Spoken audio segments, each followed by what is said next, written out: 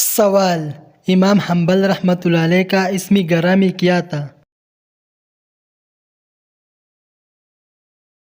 صحیح جواب احمد بن حنبل رحمۃ اللہ علیہ۔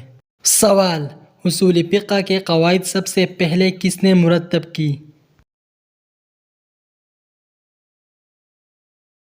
صحیح جواب امام شافعی رحمۃ اللہ علیہ۔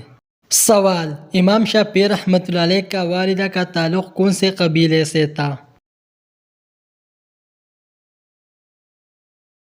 صحیح جواب قبیلہ ازد۔ سوال: امام شافعی رحمۃ اللہ علیہ جب کم سنی میں یتیم ہو گئی تو والدہ امام شافعی رحمۃ اللہ علیہ کو کہاں لے کے گئی؟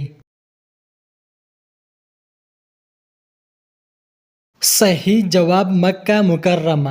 سوال: حضرت امام مالک رحمۃ اللہ علیہ کا مجموعہ احادیث کس نام سے مشہور ہے؟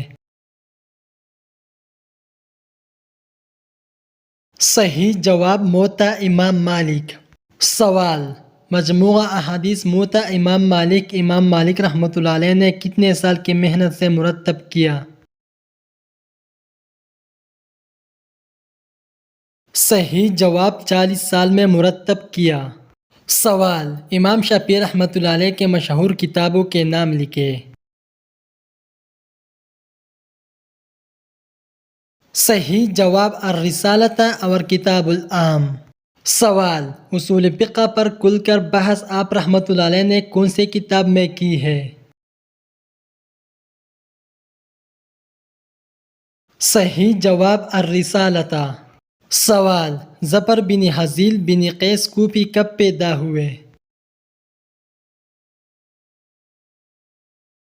صحیح جواب 112 ہجری میں پیدا ہوئے۔ سوال: امام ظفر رحمۃ اللہ علیہ کب فوت ہوئے؟ صحیح جواب امام ظفر رحمۃ اللہ علیہ 158 ہجری میں فوت ہوئے۔ سوال: امام محمد رحمۃ اللہ علیہ کہاں پیدا ہوئے؟ صحیح جواب امام محمد رحمۃ اللہ علیہ واسط میں پیدا ہوئے۔ سوال: اس واحد امام کا نام بتائیے جنہیں تابعی ہونے کا شرف حاصل ہے۔ صحیح جواب امام ابو حنیفہ رحمۃ اللہ علیہ۔ سوال: حضرت انس بن مالک رضی اللہ تعالی عنہ نامی صحابی کو کس امام نے دیکھا؟ صحیح جواب امام ابو حنیفہ رحمۃ اللہ علیہ۔ سوال: ہدایت المجتہد کی کتاب القضیہ کے چھٹے باب میں کس چیز کے متعلق بحث کی گئی ہے؟ صحیح جواب فیصلہ کے وقت کے متعلق۔ سوال: ہدایت المجتہد کی کتاب القضیہ کے الباب الثالث میں کتنی فصول ہیں؟ صحیح جواب 4۔ سوال: ہدایت المجتہد کی کتاب القضیہ کے پہلے باب میں کس چیز کے متعلق بحث کی گئی ہے؟ صحیح جواب قاضی کی اہلیت اور شرائط کے مطابق۔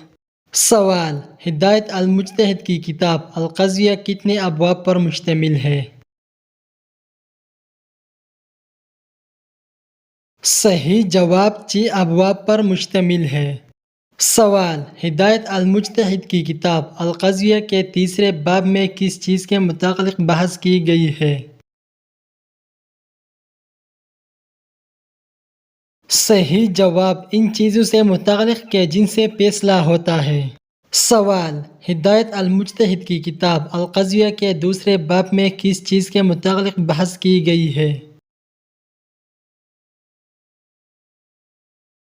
صحیح جواب ان معاملات کے مطابق کہ جن میں قاضی فیصلہ کرتا ہے۔ سوال: صدقے میں کون سی چیز دینے سے مصیبت جلدی ختم ہو جاتی ہے؟ صحیح جواب نبی کریم صلی اللہ علیہ وآلہ وسلم نے فرمایا کہ صدقہ دینے سے مصیبت بلائیں دور ہوتی ہے۔ اگر گھر کے اندر کوئی پریشانی، مصیبت، رکاوٹ یا بیماری ہے تو صدقہ کرنے سے وہ مسئلہ ضرور حل ہوگا۔ اب اصل مسئلہ یہ ہے، کچھ لوگوں کا خیال یہ ہوتا ہے کہ گوشت کا صدقہ دینا زیادہ بہتر ہے، کچھ کے مطابق دال، کچھ حضرات آٹا دینے کو ترجیح دیتا ہے۔ اگر ان سے کہا جائے کہ کوئی بھی چیز صدقے کی صورت میں دی جا سکتی ہے، لیکن بعض لوگ بضد ہوتے ہیں کہ ہم نے بس گوشت ہی دینا ہے، اگر ہم نے گوشت سے صدقہ نہ دیا تو ہمارا صدقہ تو ہوگا تو نہیں، تو بلائی ٹلے گی کیسے؟ الغرض جس کی ضرورت ہو اس کو پورا کر دینا افضل و بہترین صدقہ ہے۔